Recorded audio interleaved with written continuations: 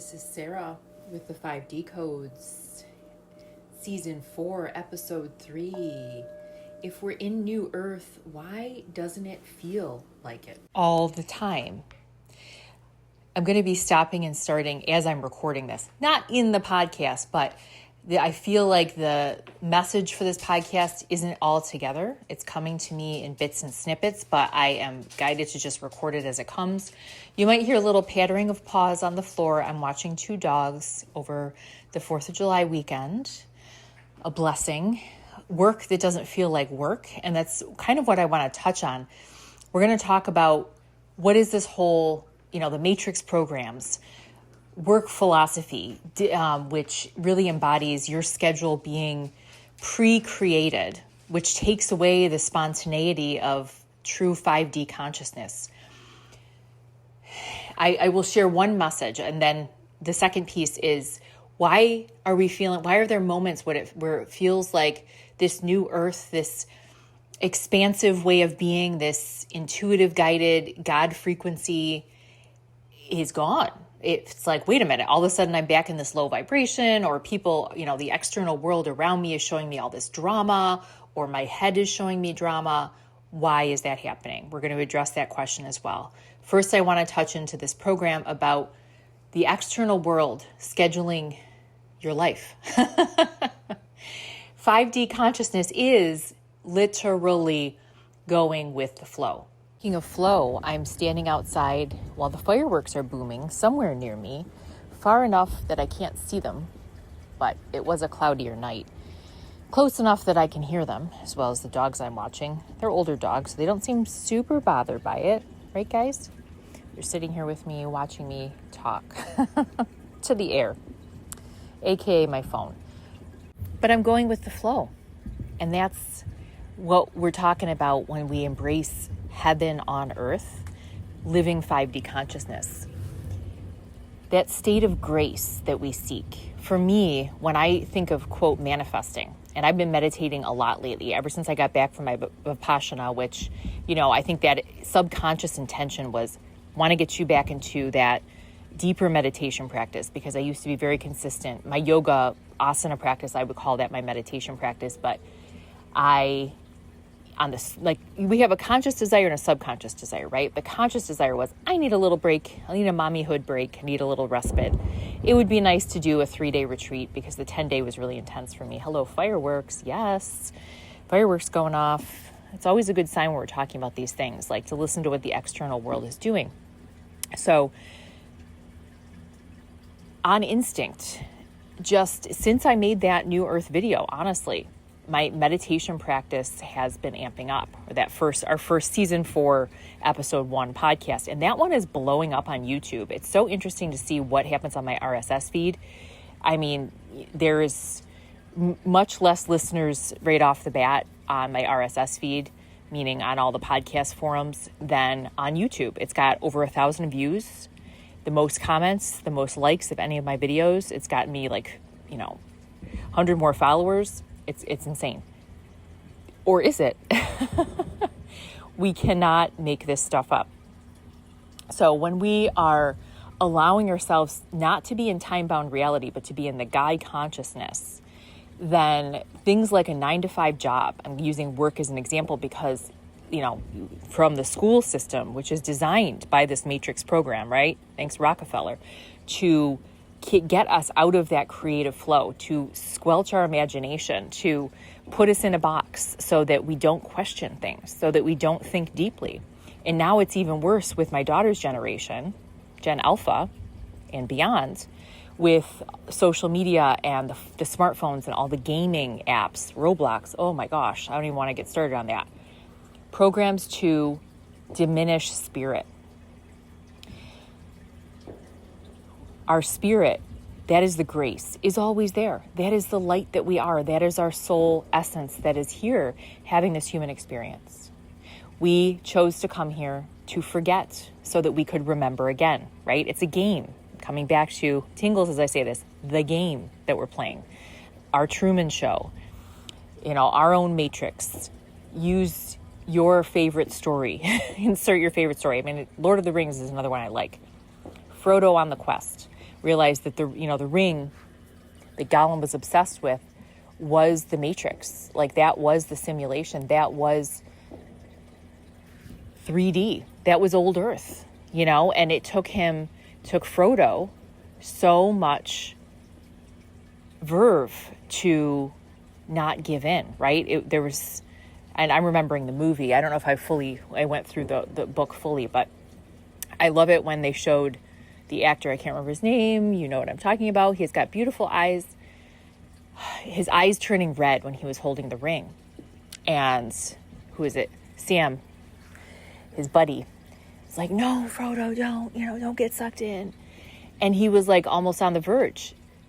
Harry Potter's another example, right? Harry Potter had Voldemort in him. This is what we are remembering, that it's like this darkness is embedded in us. We have to face the duality and realize that it is a game. There's aversion, there's craving, there's or pleasure, and positive word of choice there. In Vipassana, they say craving and aversion. And both can coexist at the same time. We're meant to find that middle ground, the grace. So when I sit in meditation, I used to try to get into all that new agey, and it was a trying. Literally, I felt pushed by the programs. So much stuff that I watched that was like, you need to do this, friends telling me this, and I was swayed by the external so much. But when I finally listen within, and I have a little hack on this, so just wait a moment. Let's see when it comes into the flow of this podcast. Whew, my heart's beating on this one. This is interesting. It's like I feel my heart jumping up to my throat because there's excitement there. When we listen within, our program, our path is like nobody else's. Like I said in the last podcast, the last two podcasts, the GPS is all you, boo. Nobody can give you the roadmap to you. No self-help book will work. Now, you can get activations from different things, self-help books, podcasts, even songs. I feel like music is such a huge one for programming, both positive and negative. But everything is helping us remember.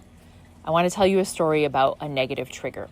I don't know what it is. I can be in like a positive mode, something about going to the freaking grocery store or going out, to a retail store, going out in public, I guess.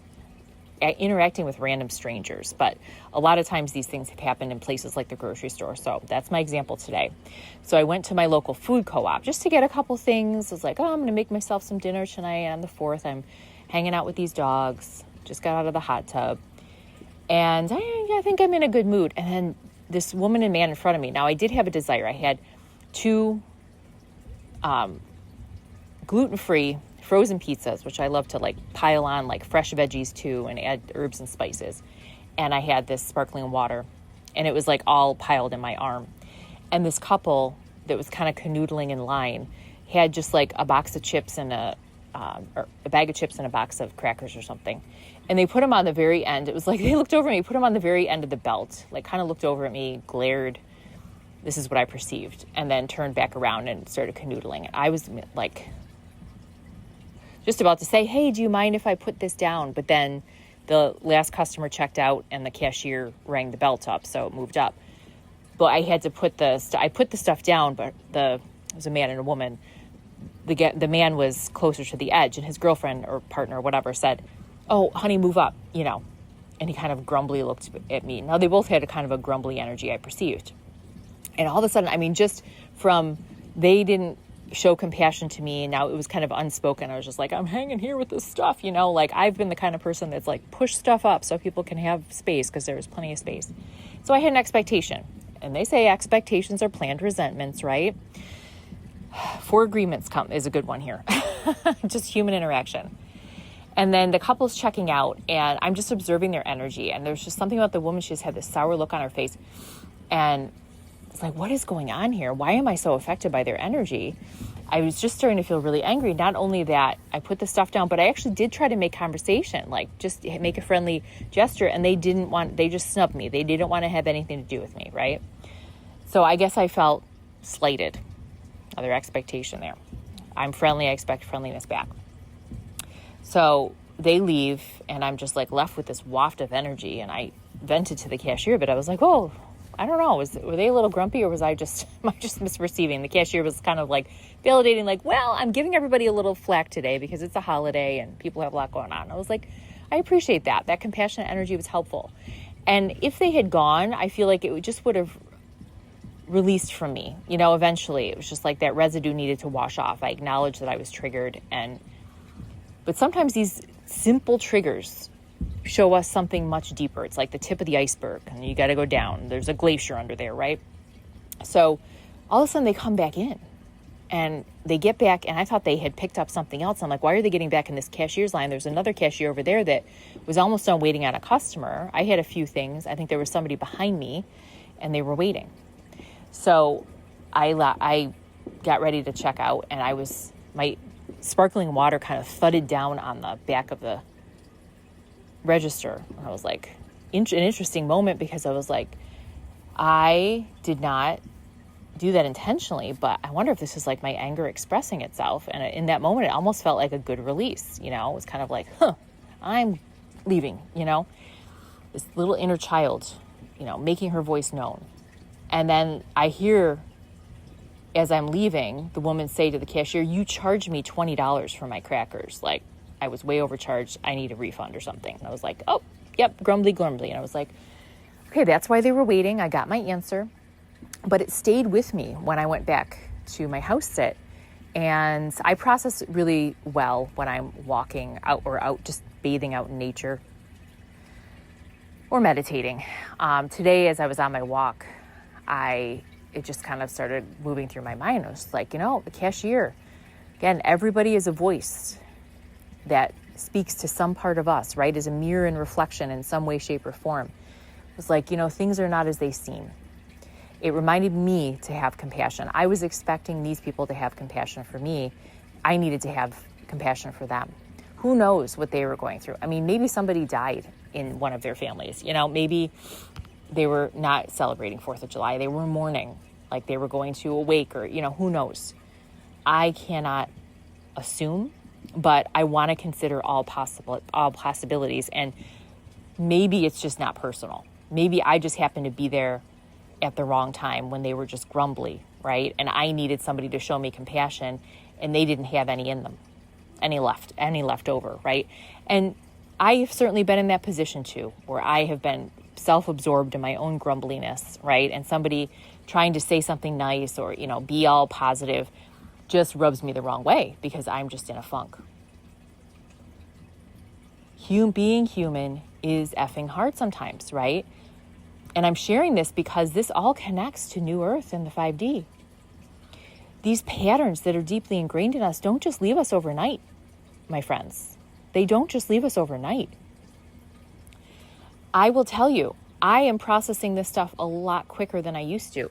I would have maybe festered on this for days, maybe weeks, Something happened during COVID. It reminded me at the same place, at the food co-op, when we were masking. And people were so obsessed with the 6 feet. And I think I was 5 feet. They had tape on the floor. 5 feet behind this woman. She could not have been madder. Looked back at me and just like treated me like I was a leper, Oh my God, get away from me. You are too close. And I looked at her in that moment. I was so angry. I was like, I'm a human and you're a human too. Can we try to treat each other with respect? I understand you're feeling fear right now. It's all around, and I'm sure I didn't sound that wise in the moment. I'm sure I sounded more reactive, but that threw me, and that was 10 times more intense than what happened today. But what happened today, even though it seemed really minor to an outsider, triggered something really deep. And what happened when I got back to my house sit, I sat and meditated. I've been doing these like 45, actually I like my angel numbers, 44, 33, or 22-minute sessions. Sometimes if I want to sit longer, I extend it. And I'm sitting with these 2 old dogs, so they actually like to sit on either side of me on this couch. It's really sweet. And I did a 44-minute session. If you like the angel number, you can look it up. And everything, I feel like we give it meaning, right? So sometimes I'll even do 44 minutes and 44 seconds. There's a little fun fact. all of a sudden I started feeling this wave of gratitude for those people. It was like, wow, that was a powerful experience. It wasn't just that. I think there was some envy with the woman, and it was like back and forth between us. I remember, if you're a shareholder, you have to say your last name. She said her last name, and then she was back in line, right, waiting for her refund when I said my last name. And I'm like, I don't want her to know who I am, because it felt like there was this like familiar connection, but it felt like this competitive female energy, which is an old pattern for me. That was the kind of relationship I used to get in with females. And maybe there was a hint of envy on my part with that she had a man to canoodle today, Holidays bring up so much. Trust me, that it was just a hint, because I'm very grateful right now to not have a partner to, I guess, come home to. There's something really powerful about independence, at least on this journey for a period of time. As long as you need it, it's going to be there. That's what I'm going to validate. As long as you need independence, it's going to be there. And then when you need partnership, it's going to be there. Whatever we need is going to be there at the right time. This is the grace, right? So all of a sudden in my meditation, I'm feeling so grateful for this couple, especially the woman. It was more about the woman. And maybe there was some concern for me because the guy had a very intense energy, this like kind of rough look, but heavy energy. And I know looks can be deceiving, but I feel energy very clearly. And I have been in some abusive relationships in the past. And again, another experience I needed to go through. And I can pick up certain things. So there was a part of me that felt some concern for her. Again, it's all about a reflection, going back to another version of me in another timeline, and wanting to save, perhaps. So I just sat with it all. The core and key to this 5D living is acceptance. Accept what is. We're not bypassing, right? We're not getting into Pollyanna syndrome or the toxic positivity. Everything's fine when it's not. We can see, this is, again, the aversion, that the disgust that we have about certain things in our lives. We can see the acceptance and the gratefulness and the compassion and all the positives about certain things in our lives. And both can coexist. But remember, neither of them, it's not about one or the other. It's like neither of them is real, technically. And that's really hard for the mind to wrap around. And that's where the state of grace comes in. So my core manifestation, this is what I've been getting at in my meditations, is I want to know, I want to feel, I want to be the peace of God. And I use the term God, insert universe, creator, all that is, as you wish. I want to know and I want to be the peace of all that is, of creation, right? Because that is my true nature. I don't care about the $1 million mansion. That, and when people get into that kind of stuff, it's just I kind of laugh. That's something I've never cared about. I want financial stability, certainly, but God is my bank account. Life, the universe, that state of grace is your samadhi, is your bank account. That is the deep peace. In the state of samadhi that the yogis talk about, maintaining that state of bliss. It doesn't mean you don't notice the suffering. That means that you see both coexist at the same time and you're choosing the bliss, but you're not denying the suffering. You know what I mean? You're not denying that it exists. There's a perfect example. This yogi talked about getting hurt. He was in like a motorbike accident and he had to go and give a talk. And he went into this medical office. It was in India, and he had to get stitched up. And he was like, I think somebody asked him as he was telling this story, he was like, I would do anything to be at my talks. I never miss one. It's like, oh yeah, as the guy was stitching me up, it was all sorts of painful. But I got this guy, he's like, he gets people to open up and tell their story, and he comes from the heart. It's like I was getting this guy, this guy was talking to me. We were having this beautiful conversation. I was feeling so grateful for it. And then there was the pain. The pain existed. But I was focusing on the joy. Not easy to do. You have to deprogram yourself to do this. So, how do you do it? Big hack, we'll call this a 5D code. Stop externalizing your life. Stop looking for validation from the external and start unplugging from the external. And what's the best way to do this? get off your flippin' phone. I deleted, and it was hard. I saved all my pictures from Instagram because I had many years and a lot, built up followers.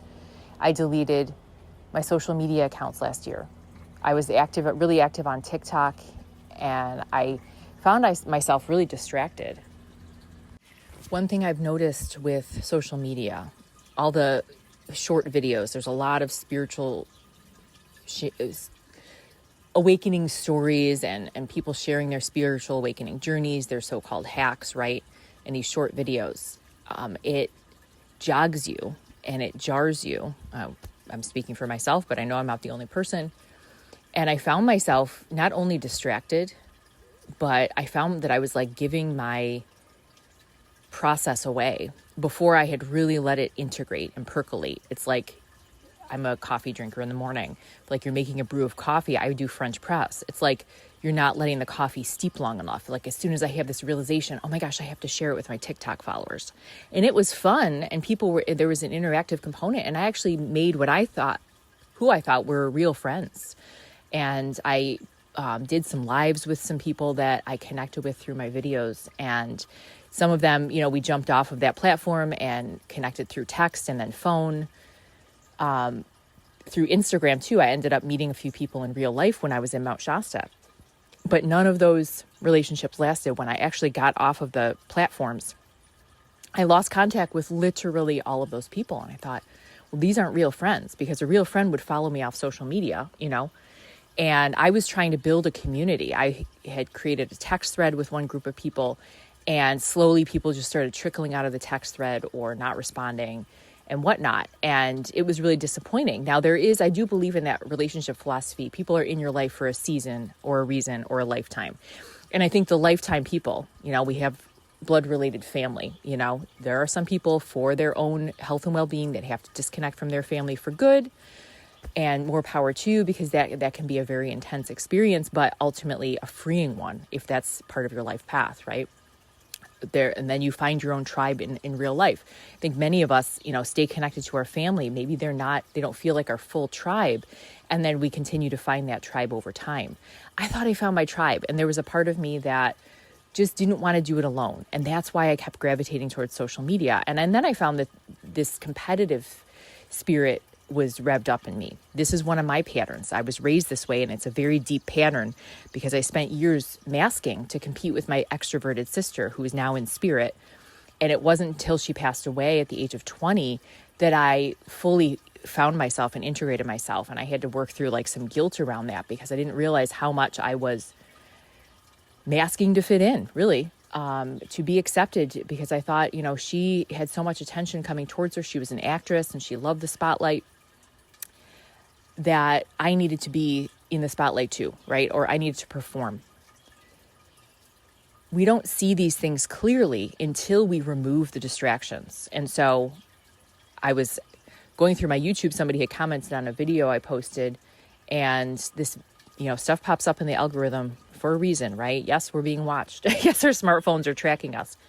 This video popped up of this young man, 20-something, talking about deleting all his social media apps and how he now is processing this deep sense of loneliness, despair, desolation, and wants to make real friends. And it was amazing that this video went viral.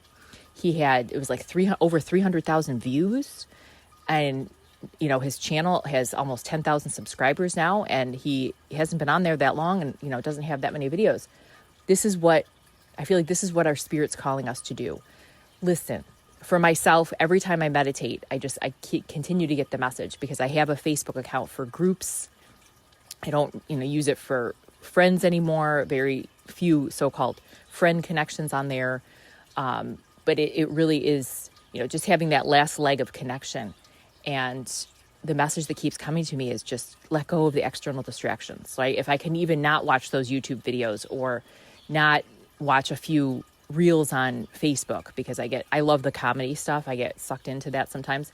And it's just like, short, maybe 5-minute bursts. I'm like, whoa, what did that just do to my psyche? That just put a lot of information in.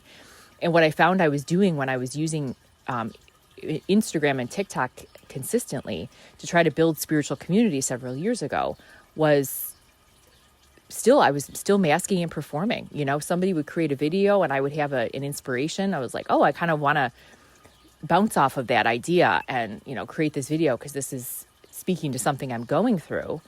And, I found that I was looking for that superficial validation. When I took it away, I ended up going out in the woods more. I ended up being alone in nature more. I ended up really just communing with Mother Earth and feeling like that was enough, And then connections started to come out of the woodwork. People that had been in my life previously came back in some ways. It's like, oh, I forgot I had this friend, Well, I do believe that like vibe attracts like vibe. And this is a timeline leap thing. And I want to speak to this too, because I think this is really, really important when we think about New Earth. We just had a major timeline leap. When I made that first video, season 4 is it. Look at the people that are close to you in your life. Okay, I have my best friend that I live next door to. And sometimes he can be really ornery, especially in the summer. It's funny, we're opposite. He was born in December. He's a Sagittarius, totally loves winter. I do think that, at least I've noticed a pattern, when you're born, you tend to like gravitate towards the weather of that time frame. I absolutely despise winter. I have trouble with the cold. I tend to run cold. I love hot summer days. I was born in July. So when it was like around my birthday in the past few days and we had this heat wave and I was sitting outside with my cat in the morning and he hates the heat so much. He even though he has his AC on, he comes to boil his coffee water outside on a little camping stove. So he was coming out to do his coffee and he was just like, why are you out here? Oh my God, it's awful. But his attitude had softened. Like in the past, he was so grumpy that it was like, oh my gosh, I can't deal. And I would say something like, oh, I love it. Like I lived in Thailand for a while. I love the tropical weather. My cat does too. She's actually a Karat and they are common cats in Thailand. They were reading this history of the Karats, these gray cats with these beautiful green eyes and white patches. They were the Thai princess cats. And my cat absolutely loves the tropical weather, despite all the fur she has. So my cat Claire and I were sitting out enjoying the heat. And in the past, I would externalize my experience, right? So my friend's experience all of a sudden would become my experience, or I would get a little bit disgruntled with the heat. And I didn't allow it, and I'm noticing this ability to stay more grounded with my internal experience. When I do get rocked by things like the woman in the grocery store, there's a reason for that. It's triggering something that's very alive in me. And I don't want to say asking for healing because we're already whole and complete. That's the whole message with this new earth. You realize, you just remember that you are already exactly who you are meant to be. You just forgot. And the system has made you feel like a piece of crap. And that's what it's designed to do. And that's what social media is designed to do, actually. I'm bouncing around a bit. This is my flow. But there was a reel that popped up on social media. It seemed like a really simple thing. It was this big muscular dude with all these tattoos doing a deep clean of his house. There wasn't even any, it was like he wasn't talking. It was just like real with music and like some words on the screen. But this guy was cleaning like I've never cleaned. Like steam cleaned his stove, at the top of his stove and the surfaces on his bathroom. And I've steam cleaned floors, but not walls, and moved the couch, moved the fridge to deep clean. And there was not a bit of grime there. And it made me feel like crap. Like, whoa, okay, this guy cleans like that. I've never cleaned like that in my life. And I just don't value that either. But it stayed with me. So in the morning, I'm making my breakfast, and I was actually use Windex to clean the stove at the house that I'm at. And I was like, oh, I'm not like that guy, And I thought he kept using one product. He was freaking advertising this steam cleaner, And I looked at all the comments, and people were like, I don't see any, toys around. He's a single guy. He doesn't have kids. Like, he doesn't really know what mess is, right? But I think he even boiled, like, herbs like cloves and lemon on the stove to make it smell good. This is a cool hack, though. Put baking soda and lemon in the garbage disposal. I've done lemon. If you grind up a lemon, you be careful with this, but it takes away the smell. It actually makes it smell really good. I've never done the baking soda with it. I thought that was a cool hack. But just it's that message from the system that we're disgusting. Like, we have to, like, we don't, we are so dirty, we have to get rid of every ounce of dirt. And it's like to the point where it's inhuman. I'm sorry, but humans are messy and stinky, and so are animals. That's why I love hanging out with them. I'm with these old stinky dogs right now. And it's like, a little dirt won't hurt anybody unless you believe it so, right? These are programs. This guy wasn't real. And I look at this and I'm like, this could be AI. To me, it was like NPC energy. When something jogs your consciousness like that, something so simple, like that's the programming. That's what they want. They want you to feel like crap. They, as in the program. We're talking The Ring, Lord of the Rings, right? Gollum's people. Frodo got really sucked into that darkness, that I hate myself. I want to stay in this, and that's what I see with these teenagers. My daughter's going through this, and it is so hard to see.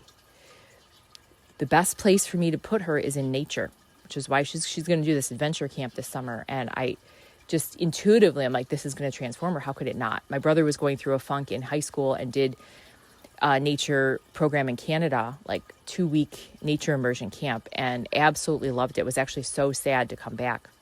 And then he went and did Outward Bound when he graduated high school. He did the gap year thing. Wasn't ready for college actually for a few years, but completely transformed with that experience. 3 months in Alaska. And that now he lives in Alaska. Like, that's what drew him to move to that part of the world. And it just opened up something in him, right? That was closed off because he was so sucked into these programs. Now, he was also not touting gaming, but, we have to be careful, right?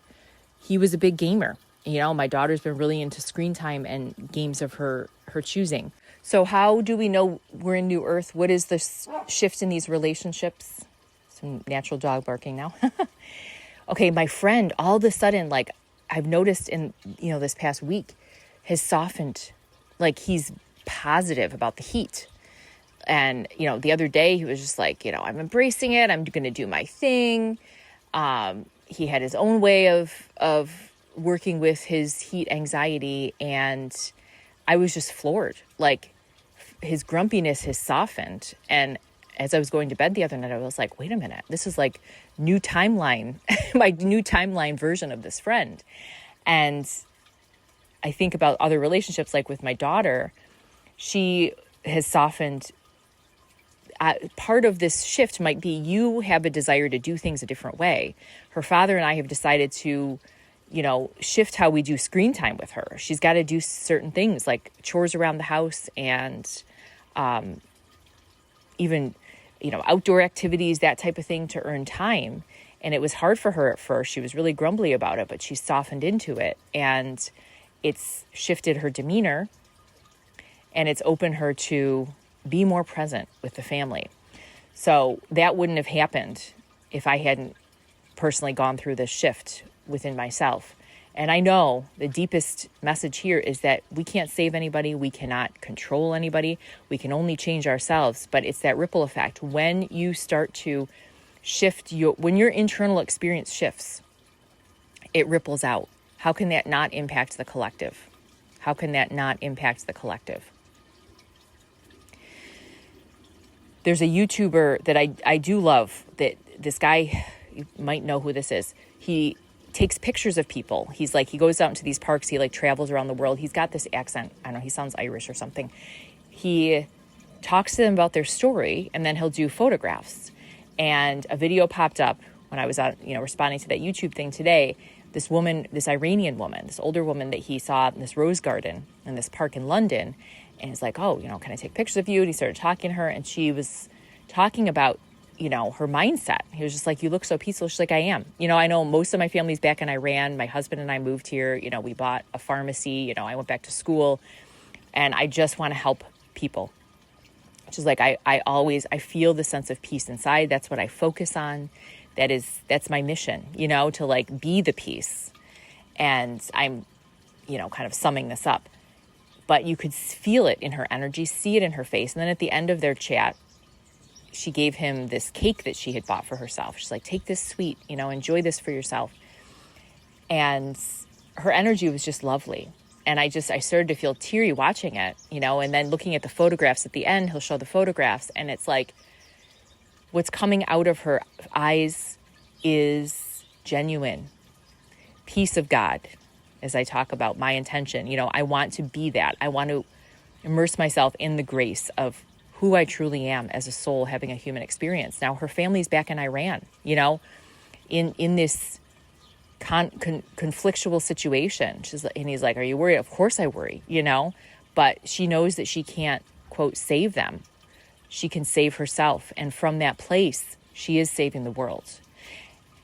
It's like philosophical. It's like a Zen koan. It's like the logical mind's like, oh my God, that's a bunch of bunk. Da, da, da. Again, the logical mind that's stuck in the matrix grid, the 3D self that thinks everything has to be done from the outside. If I do this, if I become an activist and I do this, you can be an activist, but be a grumpy person and hate yourself. Then you're going to continue to perpetuate that cycle of hate. But when you start focusing on the peace within, knowing that the pain exists, right? Going back to the story of the yogi who got in the motorbike accident, he's getting stitched up and he didn't have any anesthetic. He's getting stitched up. His leg had a gash in it. And he's talking to the doctor and he's just having this heart-opening conversation and he's focusing on the beauty and the compassion flowing between them. He knows the pain is there, but he's focusing on the beauty and the compassion. He's focusing on the peace of God, the peace that is at the heart of everything, that Om, the heartbeat of the universe. The key here, and every time I sit in meditation, and you don't even have to sit in meditation, I'm sharing my journey. Your journey might be 100% different. And it probably is, and it most likely would be, should be, could be, because we are all unique divine expressions. And this is why we're going through these life lessons, like the lesson I had with my sister Rebecca in spirit, being constantly compared. And I was by the external, by people in my family. And it was just this like almost subconscious thing because we're trained to compare, because the Rockefeller school system tells us, we're graded, students are compared. There's a list of who's the best and who's the worst in the class. We get report cards, and this is ingrained in us from when we're little. Right? Unless we go through a different school system or we're homeschooled intentionally, but we're still going to, even if our parents try to protect us from it. And trust me, I wanted to do this, homeschool my daughter, and I tried to at different periods, but she likes the structure of the school system. We're going to go through it in some way, shape, or form in the world. We can't shelter our kids all the way, because we all have our own soul experiences that we came here to learn. Right? We cannot save anybody. And that's so hard when you are a parent. I can speak to that. Watching your child go through their own funk. But I know on a deeper level, my daughter chose it. And I was so worried about this program. Here's the humanness. Like she is behind because of missing some school last year because of what she was going through, and was offered this summer school program. And I was just like, oh, I don't know if this is good for her. Like she's still struggling with like group energy. And I realized as I'm hemming and hawing about how am I going to present this to her and what should I do? What should we do? She ultimately, she's 15, made the decision. She's like, I'm not doing that. And I felt this huge relief, like, oh, okay, that's right. I'm not in control of you. It's like amazing how deeply these things are ingrained. And I went back to the grace of God. It's like, oh yeah, I got caught up in that control loop for a while, I forgot. And I'm not even in control of all the external circumstances in my life. It's like, if I feel like I don't like something and I want it to change, first, let me accept what is. I'm going to accept I don't like it. And I sit with it. What is it I don't like about it? Going back to the grocery store. What is it that I didn't like about the woman and the man in front of me in line? I had expectations I was going to be treated a certain way. That's my stuff, Not everybody is in that compassionate mindset. And I think that was why I was craving 2 years ago that social media connection. Like, well, if I can't find my tribe in my hometown, even going to these spiritual events and this and that, sometimes the more spiritual people you're around, right? The further away they are from the real truth, because it's very easy, I know from my experience in the past, to bypass these things, to be stuck in the toxic positivity and whatnot. But, social media, it's like casting that net to the whole world. You can connect with a lot more people sharing your own authenticity. And I realize, how somebody presents it in a comment might be very different. They might be presenting that part of themselves that they really, really want to activate, and it's just not ready to come out, or it's like it's coming out in bits and glimmers, but that's not the full truth, because they haven't faced their own darkness, right? They haven't faced their own attachment to the ring, going back to Lord of the Rings, and owned it, and I've been in relationships, friendships, or partnerships with people like this that are so attached to their spiritual practice and they can't admit. And I was in that situation because I was facing that within myself. I'm going to own that. We're all reflections. I couldn't admit, just like they couldn't, that there was something that they were ignoring in themselves, that there was a truth that they were not able to accept, and it was maybe the addiction or craving to some of these old systems that are not part of New Earth, that are the 3D matrix programs that are meant to keep us small, that are meant to keep us in the fear, in the hatred, in the self-sabotage. I'm going to say something that might trigger some people. What if addiction, right, is a program that doesn't have to be fought against, but surrendered to?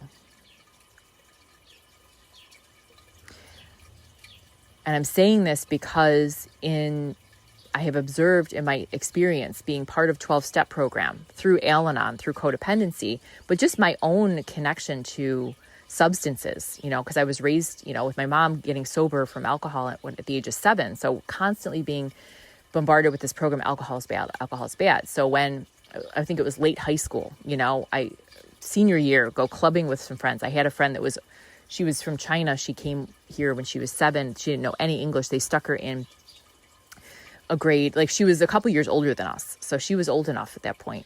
Was she old enough? Or she had a connection, I don't know, to buy alcohol. Anyway, we would do shots of vodka in the parking lot, not drinking and driving, but, go to this club and dance. By the time we left, we had worked the alcohol out of our system. But I remember, just having this voice in the back of my head, oh my God, you're being so bad, Sarah, you're being so bad. And then in college, of course, experimenting a bit. And I guess my party phase was more in my early 20s, like after college. And, the first time that I had an experience where I got sick from drinking, it was just like, oh my God, like what would my mom say? Do I need to go to AA? Whatever. And just overanalyzing everything and having this relationship with a substance where I'm like, I just don't think that this is healthy. I was told that this wasn't healthy, and that's why I'm thinking it's not healthy. So what is the truth about this? And I just kind of had to work that out myself, because anything that we're feeling guilty or shameful about, it's like, look at the root of that. If that's from a belief that's impressed upon you, it's like a child that's raised in a very religious home that doesn't quite have their own belief system yet, and it's told, if you do this, it's bad. And so when it's really you could look at that behavior and it's like, okay, that's only bad because of the system that they've created for themselves, right? And in the wider world, most people do that and they don't feel any guilt. So let's say you like doing that behavior, and it could be there's some religions Mormons, the women wear skirts, it's like, maybe this woman likes to wear pants, maybe she feels really guilty when she goes out with her friends and, takes her skirt off and she's got pants underneath and she wears pants out in public. Okay, use a simple behavior like that. And this guilt is plaguing her, and she has to find out the root and then work through it herself. Maybe ultimately she doesn't believe in the Mormon faith. And maybe ultimately if she wants to wear pants and live that lifestyle, she has to go deeper within herself. And some of this stuff can cause shifts in relationships. Will her family reject her? Maybe there's all these deeper beliefs about that. And I think I told my mom about one of these drinking experiences, and she was like, oh, that's so bad, you should go to an AA meeting. And I even did when I was, in my early 20s. I was like, okay, wait, I don't know if I have to be here. These people are have DWIs and this and that. And I had this one experience, and I'm trying to experiment. I'm trying to figure myself out. So I know for myself, going in and out of those experiences, being a full yogi and being pure and not having any substances, and then, having a partner that likes to have wine with dinner, and having a glass of wine with dinner, and looking at how that affects my mindset, right? So this has been plaguing me for a long time because I feel like I'm a moderation person. It's like, I'm a foodie. I like to pair things with food. And even when I'm cooking on my own, sometimes I'm like, oh, this will go well with wine, or this will go well with a gluten-free beer, But there's that thought in the back of my head. So when I recorded the season 4 episode, I've been looking at the energy of alcohol, and a lot of people that have been going through the spiritual awakening, when I was really into the Instagram, I remember a few people I was following were like, oh, alcohol, it's called spirits, right? Spirits attract spirits. It's like lower vibrational. Like, really? Okay, instead of just taking what you say and as an all or nothing thought, like, let me feel the truth for myself. I noticed, I think the last time I had alcohol with dinner, it's like, wow, I feel like this is like numbing my brain. Like, I feel dumber. And I think that the energy that we're experiencing at the time impacts things for sure. Because I've been in situations where it's high vibrational. It's very common in Europe, for example. And I traveled in Europe in my 20s to just have a glass of wine with dinner. Nobody thinks about it, have pints of wine sitting on the table. People are pouring glasses and having their food and laughing. And it's high vibrational because that's the energy around it. You know what I mean? But what is happening in your mind and heart is really, really, really, really the core of everything. So how does one, when you talk about addiction, which is like, once I have that substance, I can't stop, I don't know what that's like from that substance perspective, but I know that the thoughts, addiction is like thought related, can be looping. It's like, if you're constantly obsessing about this thing, should I do this, or thinking about it, I'm not letting myself have it, and I can't stop thinking about it. There's a loop there that you're stuck in. And that loop could be connected to programming. Look deeper. Take away the distractions.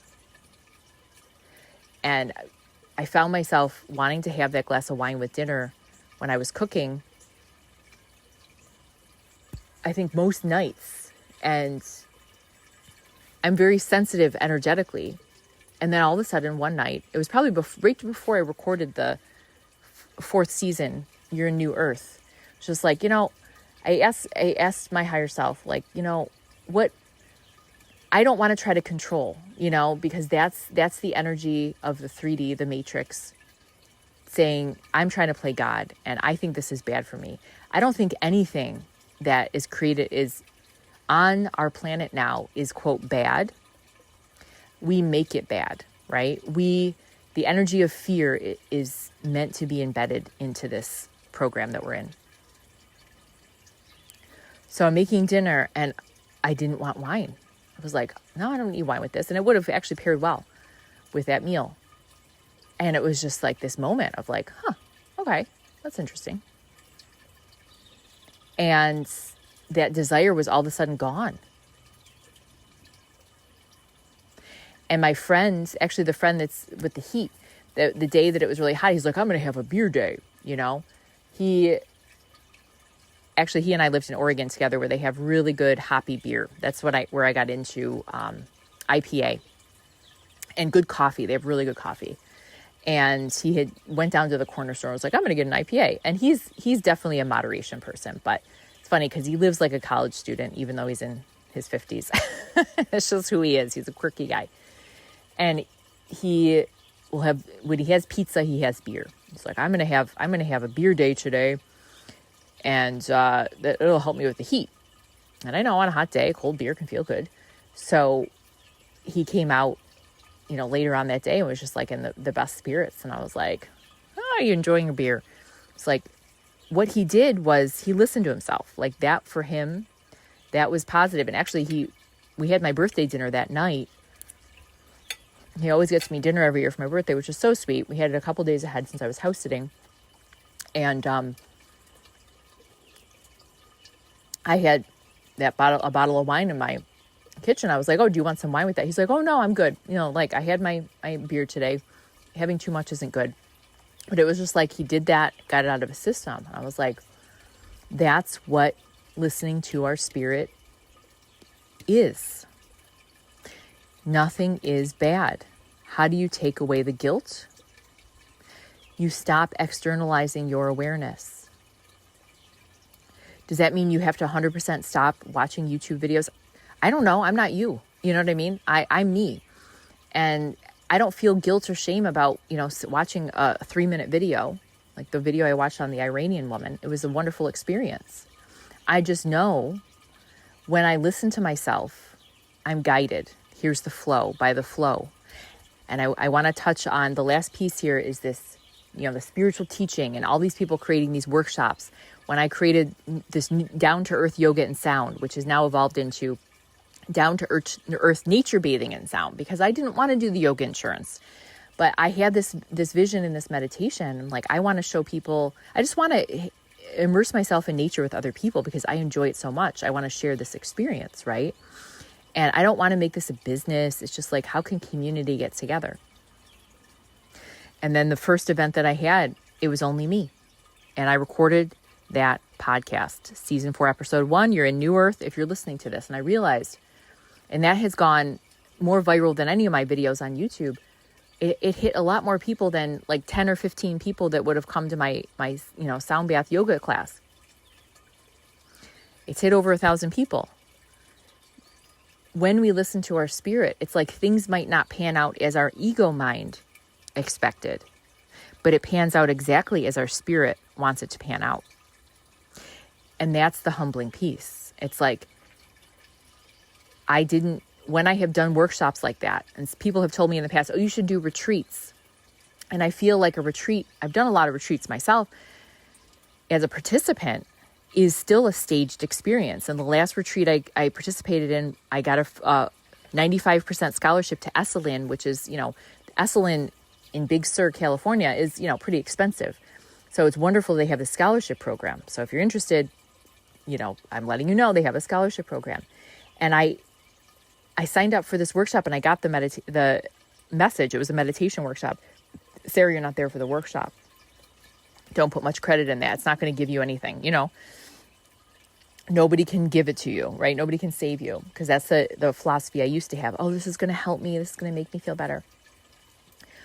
I went to the workshop for the first 2 days, and then all I wanted to do was hang out on the land, be in the sulfur baths, nature bathe on the land, because it's just such a high vibrational place, right on the Pacific Ocean. Oh my gosh, so beautiful, so amazing. The sulfur baths, if you're there at night, you can see the Milky Way, you're right under the stars on this deck. The Pacific Ocean, the waves are crashing in the shore below you. It's like, couldn't be any more mystical. And on top of that, there was a meteor shower that week. So both nights I went to the sulfur baths, it was like meteor showers above me. Oh my gosh, amazing. And some of the people from the workshop, I think, took it personally because I had been talking to them and they wouldn't make eye contact or look at me when I stopped going to the workshop. But I also chose to be in silence for a full day. And I had that written on my name tag. And that was something that, was offered to us there. I mean, even if it wasn't offered, I could do it. I'm a free person. I'm a sovereign being. But the point I'm making is, I know for myself, I can't host a workshop and say, okay, you're going to get something. It's like, you choose. It's always your choice, So when I was meditating recently, I had this vision of ultimately the ideal workshop. It's like, just if somebody feels like they're a sovereign being, they've stepped into New Earth, they're going with the flow. It's like, just have a bunch of people follow them around for the day and look how they live their day, because so many people are stuck in the control mode. I have to schedule my day. This is what I have to do. It's not going to flow well if I don't do it. How about not having an agenda? That can stir up a lot of anxiety in people. That's how I travel. No agenda. That's why I love traveling, and my spirit expands so much. And I come back and I'm like to my hometown and I'm just like, oh my gosh, I have all this energy. And the New Earth philosophy is live that every day. Live that in your hometown. It makes it harder when you have a 9-to-5 job. And I'm just saying 9 to 5 because most jobs aren't traditional anymore. But you have your external schedule planned for you. Even though I haven't had a 9-to-5 job for the past couple of years, and pet sitting has been very flexible and allowed me flow. I have a daughter that's still, in school, and like that's a schedule, or, she's got soccer, like so we've got stuff to work around. And I find that that's been really hard for my psyche, or it has been, I'm emphasizing that, until this shift. And, I told you the story about the alcohol too, is because I saw so many things. There were so many people on their journey saying, oh, take out this, take out white sugar, take out this.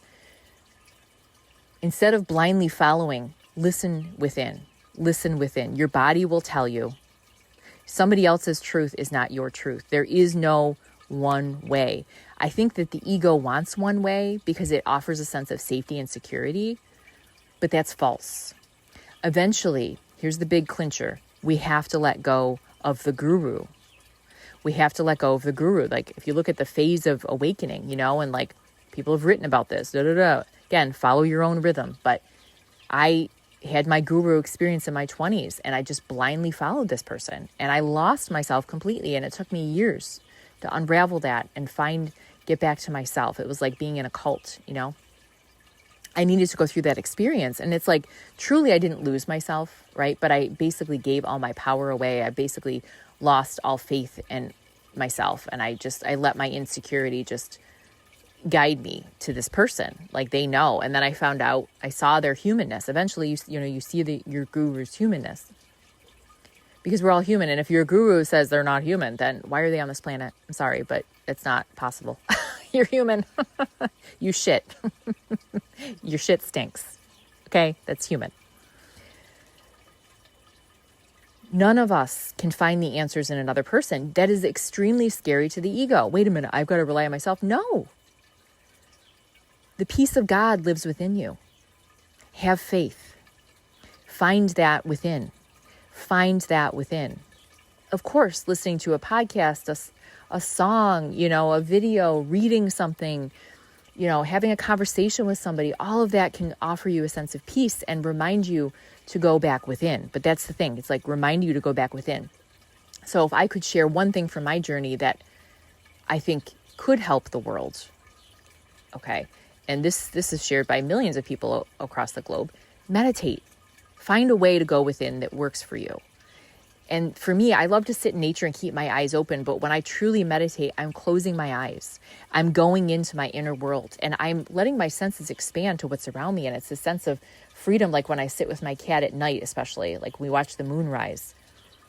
As soon as I close my eyes, this is like really, really cool. It's a cool affirmation if you want to try it. If you're in a place where you can sit outside at night, the weather's nice enough. My neighbor recently told me, because I have these squirrels that I've made friends with, these 5 squirrels. They probably missed me this morning because I'm not feeding them. They're nuts. Whenever I get quiet and still at night, my neighbor was like, I hear these raccoons in the trees. I've never seen a raccoon around me. I saw an opossum recently. She's beautiful. I hear the rustling in the trees. It's like the raccoons sense peaceful human. I'm curious. And the other night, as I was sitting out with my cat, I had a candle and I have incense going to keep the mosquitoes away. But it's also a nice ritual. And I put the incense in the ground. And it smells sweet, right? And I hear this rustling. My cat had gone off to explore. And I thought, is that Clara? And I was like, Clara? Nope. She didn't have, sometimes I put a collar on her. It has a bell. She didn't have the collar on that night. So I close my eyes. I'm relaxing. I'm just feeling present. This is the liminal space. The more relaxed we get, nature will respond.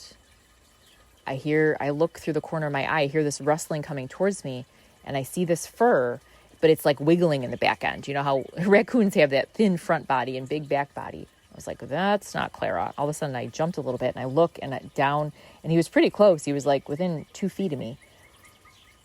There's a raccoon face. And I got startled and he got startled, poor guy. He ran under my neighbor's car, and I could feel his presence still there watching me, you know?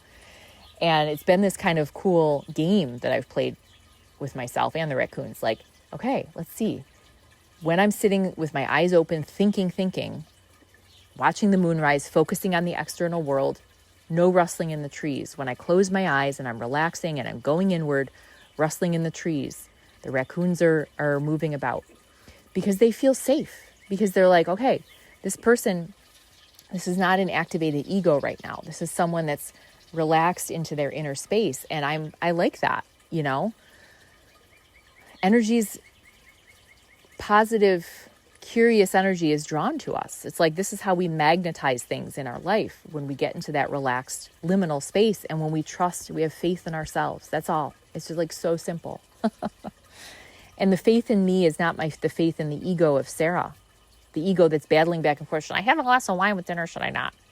It's that self that's like, okay, the wine has nothing to do with it. The material substances, the material world, whether I have paid work coming up or I don't, that has no bearing on my worth as a human, on my validity as a spiritual being having a human experience. Am I doing the right thing on my path? It is all about just relaxing into who we are. And one more cool animal story. Years ago, I would bring a yoga mat to the park. This is when my daughter was younger. So when she was with her dad, I would have these nature bathing experiences. The park right near me, Highland Park. It's always got to be Highland Park. And I was under this pine one day. It was a warmer summer day. I wanted some shade. And I decided to just lie down and take what I call a yoga nap. So just let nature be my yoga nidra. Listen, using my senses to just let nature relax me. And I guess I relaxed so much, I was napping. And I've been told when I nap in yoga classes, I snore. I was in a yin yoga class at Omega Institute years back. It was a training. And anytime they would do yoga nidra, they're like, this woman next to me was a loud snorer. I guess I fell asleep. And the teacher looked at me one day and was like, well, she's not the only one snoring. Like, hint, hint. I was like, really? Oh my gosh, I didn't know I did that.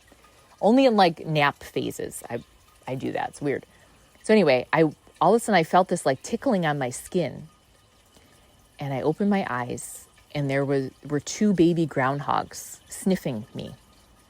Not just that. This happened twice. This happened again in another spot in Highland Park. And there were several chipmunks around me, sniffing me and walking around me on my yoga mat. They felt so safe to explore, and their curiosity was piqued because I was relaxed. And of course, as soon as I jolted awake, they scurried off, and I was like, whoa, what is that? And I thought it was so sweet. Not to say as you relax, you're going to draw in all the animals, but you could. It's like Snow White. This can happen. This happens in life, though. It's like, this is how we draw energy to us. The magic happens when we relax. The animals are just validation that we don't have to, quote, do anything, but relax into our spirit. And then maybe cravings for things that might not be as good for us, like, okay, nothing is completely bad, but, having alcohol every night might not be the best thing for you, and for some people, it's not good for their system at all. Those cravings might start to dissipate. They might just go away. You don't have to go to a 12-step program and fight your mind and make yourself do certain things.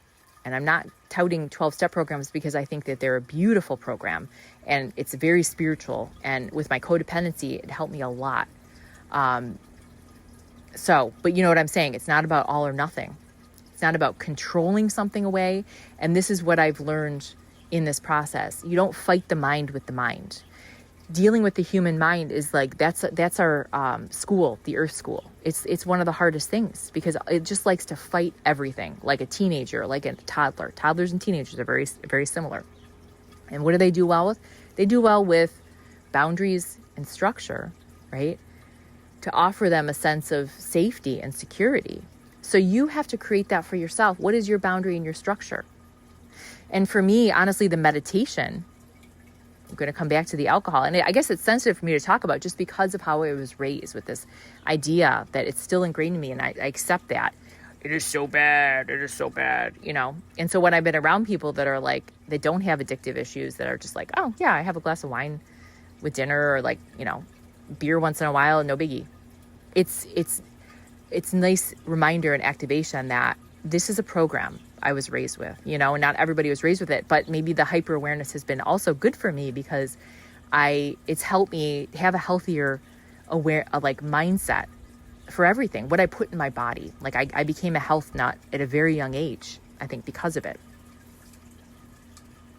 But I know that everything is based on beliefs, right? So instead of trying to fight the mind with the mind and saying, no, I'm not going to do this. No, I'm not going to do this.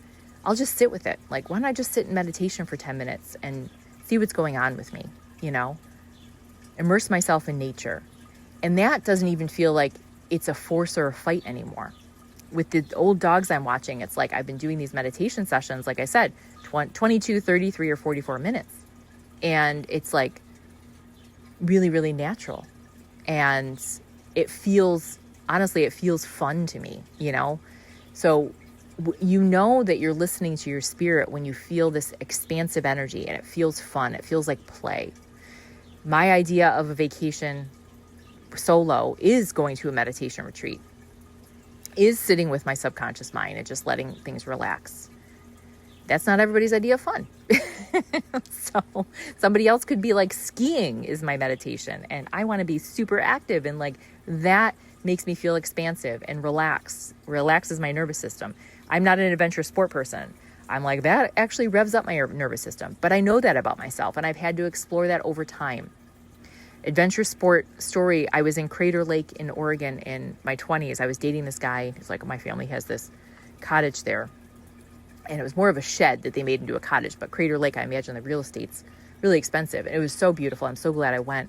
And there's this, 50-foot cliff that people jump off of a crater into the lake. And she's like, let's do it. And it took me a half an hour to muster up the courage. I stood there and I stood there and I stood there. And I finally did it. And I couldn't even enjoy the water. My adrenaline was pumping so high. It was like, okay, never doing that again. Well, I did. When I was in South Korea, years later, there was another cliff at Dokdo Island, this piece of land that Japan and South Korea always fight over. So beautiful, this beautiful blue water. It was with a tour group, and everybody was like, let's jump off the cliff. And I guess this is the competitive program in me. I'm like, well, everybody else is doing it, I'll do it. Again, it took me a half an hour. And everybody was cheering me on. You can do it, Sarah. And I just remember doing it. I'm like, same as Crater Lake. Nope. I got in the water. I couldn't relax, couldn't enjoy it. I mean, the pictures of it were cool. It's cool. It's a cool memory. But those two experiences reminded me, like skydiving, maybe not my thing. Bungee jumping, not my thing. But for some people, that is their thing. Sometimes we have to figure that out, by doing what doesn't feel right with us. Even though we have this inner goad saying this isn't right. I was definitely impacted by the groups that I was connected with at that time. And I think that, the taking away the external world, which is the core code here I'm sharing, stop externalizing, stop listening to the group, stop listening to what other people are telling you, that this is bad for you, when this might actually really resonate with you, And I liked my Mormon example. I went to school with some girls that were Mormons. And I know how, there are certain beliefs that they have. They were never at birthday parties we had at school because they don't believe in parties. So they would always go off and do something. But there was always this level of envy or jealousy. There were these two Mormon girls in my class that were kind of always bullying me, and I was like, wonder why.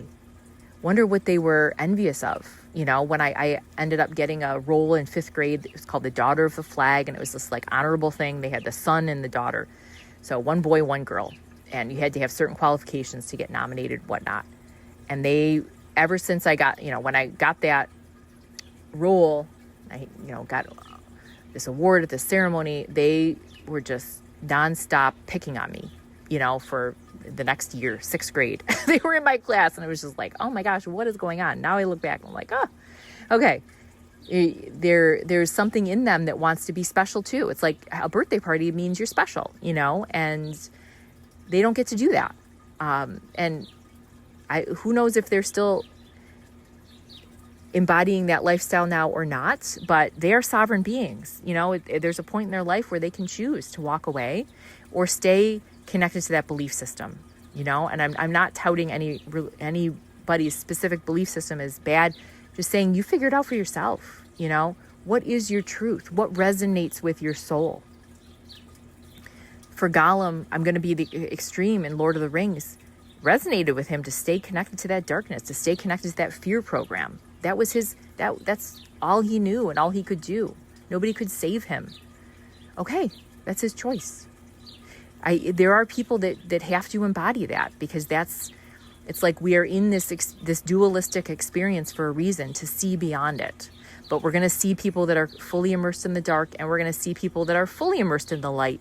And we're meant to find that happy medium. We're meant to find the grace that goes beyond. It's not even in between. It's like beyond. It's like, yep, I see it all. I see the drama for what it is, the Shakespearean play, you know, all the world's a stage. How can I watch this movie without getting rocked by it? And then, you know, as I'm in it and immersed in it, the yogi with the pain and the joy at the same moment, I can choose to focus on the joy. I'm not ignoring the pain. I'm not saying it doesn't exist. I'm not saying that suffering is not there. I just know that I have control over my mind. I can choose what I perceive. It's a different kind of control than ego control. It's choice. That's what sovereignty is. It's choice. This stuff is not easy, and it's not for the faint of heart when we are in the ego space, you know, when we're in that, I have to do da da da da da. But it does become easy when we surrender to spirit, and that's where we are in New Earth. And nothing is bad and nothing is good. And I'm not going back to the addiction piece, you know, just let things sit. Because I'm raised around a lot of that. There's intense addictions now, you know, and the opioid addiction. I mean, that's really serious. Why would somebody's spirit choose that? You know, sometimes people get sucked so far into the suffering and the fear that becomes their comfort zone. But we all have a moment where we realize we have a choice. It's like we awaken. I love the term satori. And I'm going to share one last story about the opioid piece. I had my Reiki teacher actually is a recovering heroin addict. And I ended up being in a relationship with him. He was the only man that I was engaged to. He had an awakening. I don't know what triggered it. And it's like, we don't have to know. It's like just something comes over us. It's like, you know, the night I was like, I don't need to have alcohol with dinner, you know, and I'm not coming from an extreme place where I'm like, I'm having bottles of wine a night, and, you know, even half a glass feels like a lot for me because I'm sensitive. That doesn't matter. We have to stop comparing amounts and this and that. But just something in you one day, it's like opens up and it's like, enough. He was living with a roommate at the time and locked himself in their bathroom to detox for 3 days, you know, and from what he told me and from what I know, it's a very intense detox. I mean, you're sweating it out, you're shaking, you know, your body's going through a lot. And he told his roommate, you're going to have to use the bathroom somewhere else. Do not open the door for any reason. So he was in that bathtub for 3 days. And then he went to the William Rand Institute. And ironically enough, my first Reiki training, I was trained through the William Rand Usui lineage. He lived in Michigan, right near William Rand's Institute. Isn't that cool? And he took his first Reiki class.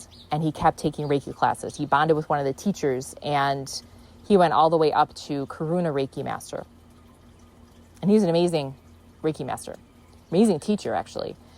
And never had a craving to use heroin again. Intense. Not everybody can do it that way. Now, I lost touch with him. This is years ago. I don't know where he's at now. Can't speak to, you know, all or nothing, end of story, happy ending, whatever.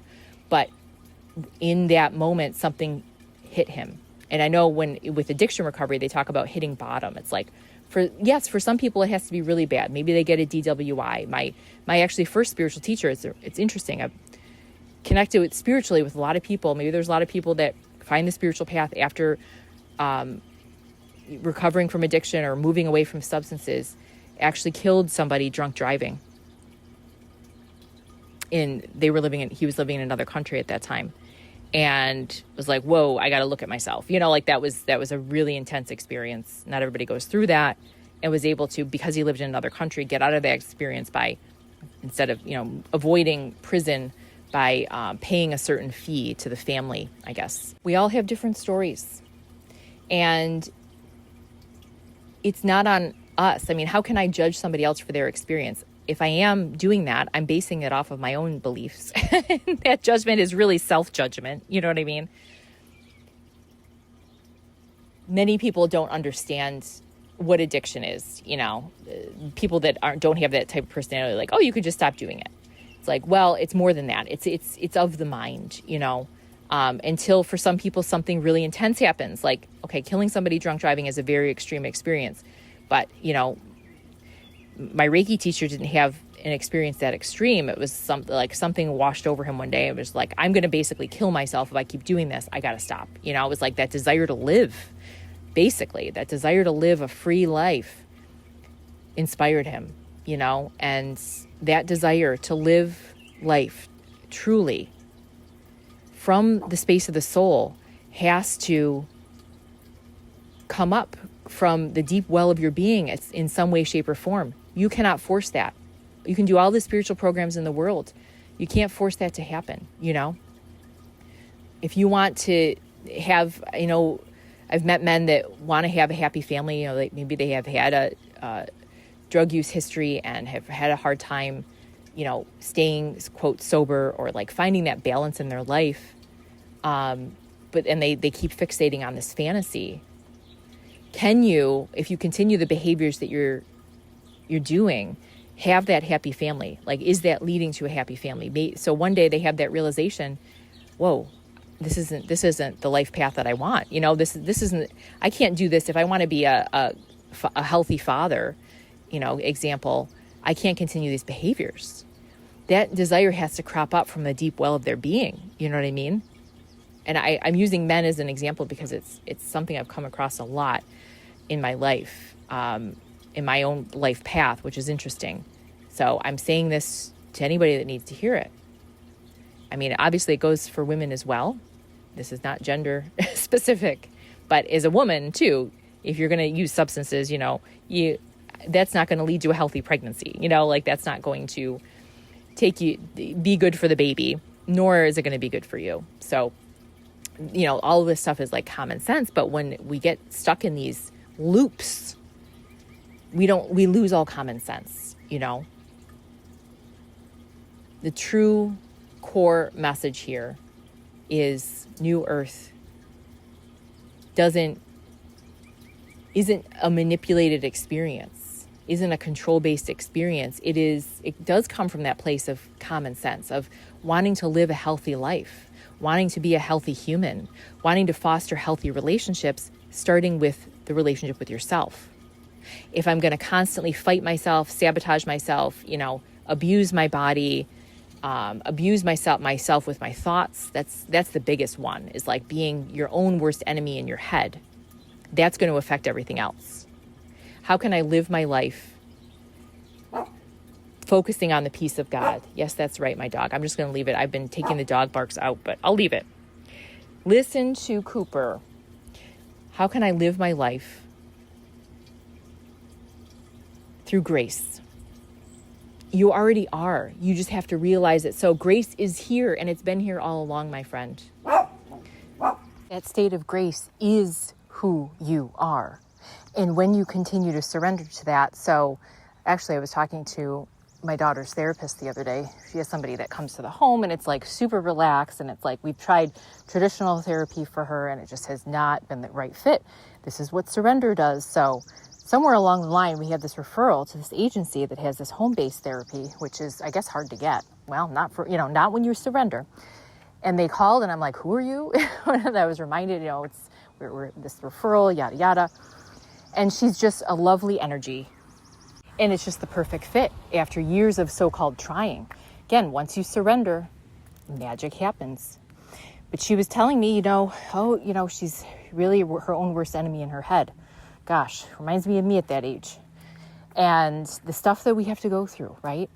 She was talking about how she's helping her with her, negative thinking, her self-critical thinking, and reminding her, and this is a reminder for all of us, that it's that first thought. Just let it be. The first thought, I'm not good enough, for example. Then you counter it. Okay, is that really true? I love the Socratic method, asking yourself, is that really true? Or just noticing, like I talked about in our We're in New Earth podcast, the first one in this season.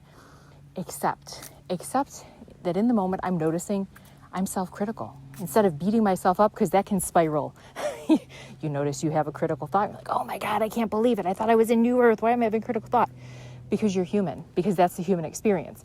We constantly have to work with monitoring the mind. It gets easier. Why? Because we stop doing it from the mind. And this is where I know I got lost for a while, trying to fight the mind with the mind. Things like CBT, cognitive behavioral therapy, that's so-called, well-researched and there's evidence-based, they prove that it helps. It's basically countering your mind with your mind, which I think doesn't quite work. It keeps you in the head. It doesn't open your heart.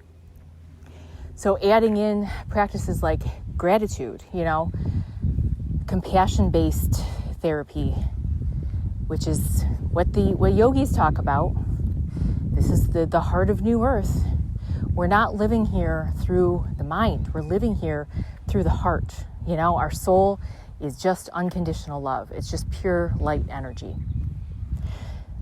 You are already in that state of grace. You just have to remember. So that thought comes, I'm not good enough.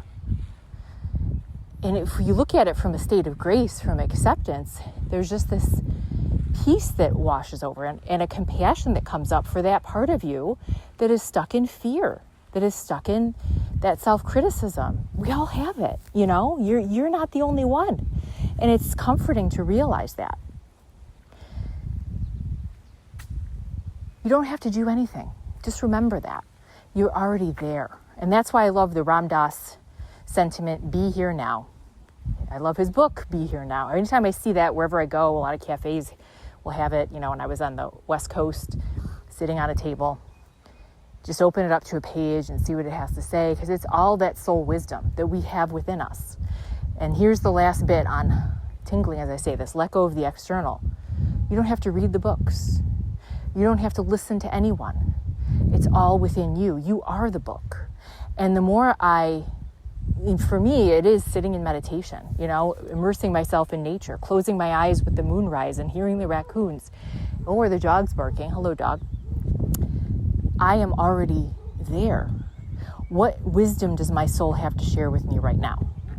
And sometimes it's like giving you that inspiration to go out to the grocery store, to have that experience that's either comfortable or uncomfortable with another human, right? It might be inspiring you to take action on something, but a lot of times it's just relaxing into that liminal space and remembering. And it's like changing, how do we create a new habit? Repetition. Changing these patterns take time. And this is where I do feel like we need each other. And this is why I'm recording this podcast, because I know I can't save you. I don't have any more wisdom in me than you have in you. We have the same wisdom, but we need each other to continue to remember, to wake each other up and remind us that being here now is being in that state of grace. And when I recorded, aspects of this podcast, because this has been a back and forth, start and stop record, it's been interesting. I was feeling my own self-consciousness or insecurity come up, sharing certain things because of my own, this is just, I'm realizing it's my ego's attachment. And so I always re-listen to it before I send it out, because I'm sharing what, I'm remembering and need to rehear. And I know for myself as I listen, I'm like, okay, wow, that came from me. It's like when I write, I read some of my writing from years ago and I don't have any attachment to it, because it's like, that's something that just flowed through me in the moment and then it's gone. You know what I mean? It's just like an experience, a memory, a moment. That's how the soul, I feel like that's the soul embodiment. It's like not attaching. I don't own any of this stuff. And so if somebody even tries to talk to me about it, somebody connected with me on Facebook recently, I didn't know, and I was like, oh, hey, I usually connect with people that I know, just wondering what our connection is. She actually said she listened to that You're in New Earth podcast, and she realized she's in Rochester with me and goes to Highland Park all the time, and, felt that mutual connection. And I thought, people hear these things and they're like, oh, I know her. And I'm like, it's so interesting, because I'm like, I don't even know me. That me, in that moment when I recorded that thing, that just flowed out of me like a piece of writing, and then it's gone, But I know in the heart of everything, that's truly, it's just energy. It's energy. It's who I am. It's who you are. There's this deep level of non-attachment. when we get to that place as we're repatterning, we start to feel I guess the non-attachment to me is a reminder that there is no, it's like we're in the moment. It's be here now. It's like those moments are gone. The past is gone. I'm just here now. So that it doesn't feel like me in that moment because I'm me now. You know what I mean? It's just kind of wild. It's kind of trippy. So my friend, that state of grace is you here now. What was then, that no longer exists. Be here now. Immerse yourself in the moment in any way that you can that feels expansive. And whatever you took from this, whatever activated you, my prayer, my wish is that this goes out to the collective in ripples. As you activate the collective. We're all in this together. We're all, as Ram Dass said, walking each other home. I love you. Until next time. Peace and grace be with you, my friend.